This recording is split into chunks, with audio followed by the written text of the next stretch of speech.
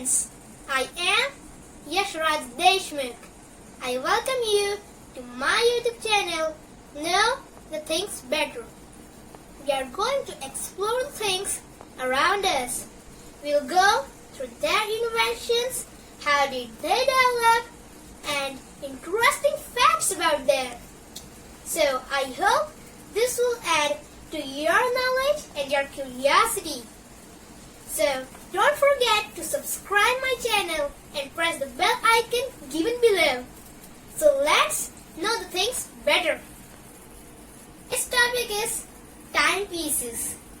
Means the devices that tell us the time.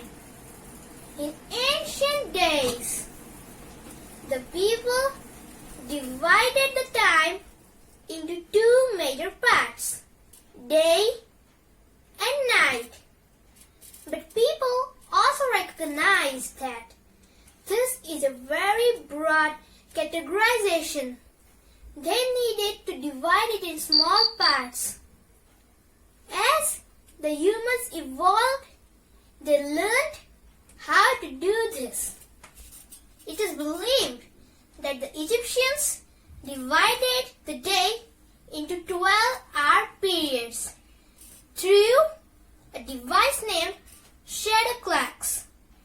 Actually, there were two devices which helped them to do that, sundials and obelisks. But they were not able to measure the time when there was a situation like overcasting, rainfall, or night. So, this was the big challenge for them. People invented the devices like candle clocks and the water clocks to measure the time in the night. But they also had to face the challenges. Like, with the water clocks, if the temperature of the surrounding was below 0 degrees, it would freeze, and the situation of candle clock was like when a person will forget to burn the candles, it wouldn't show the precise time.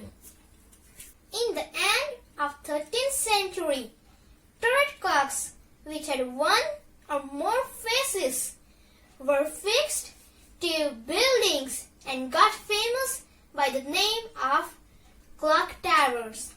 You can easily find them at cathedrals, churches.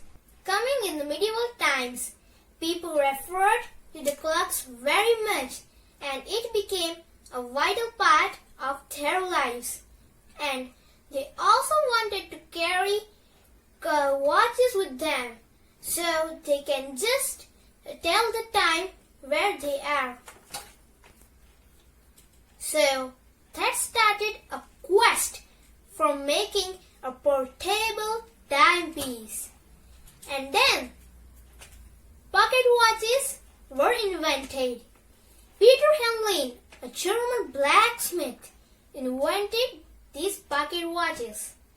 He is also regarded as the father of watches. Initial pocket watches, there was only an hour hand, and it was seen as a symbol of novelty or royalty.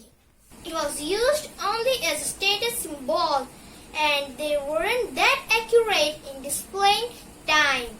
So, at last, pocket watches need it to change their significance. During the wars, an easy access to timekeeping devices was needed. Thus, pocket watches weren't that convenient. So, the wristwatches were born. During wars, every second was important. So, wristwatches were much convenient than the pocket watches. In the civil life, they were only worn by women. After that, the wristwatches became very popular. So, the ratio of wristwatches to pocket watches became 5:1. Then came the quartz clocks, which ran on electric oscillations. Seiko made the first quartz clock in 1969. So, I'm going to tell you my first interesting fact. Quartz crystal normally oscillates more than 38,000 times a second.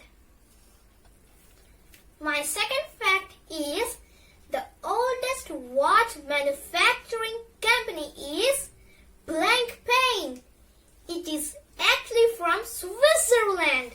Fact is, the most precise timepiece is atomic clock, which experiences just a 1 second error in every 100 million years. Can you just imagine that?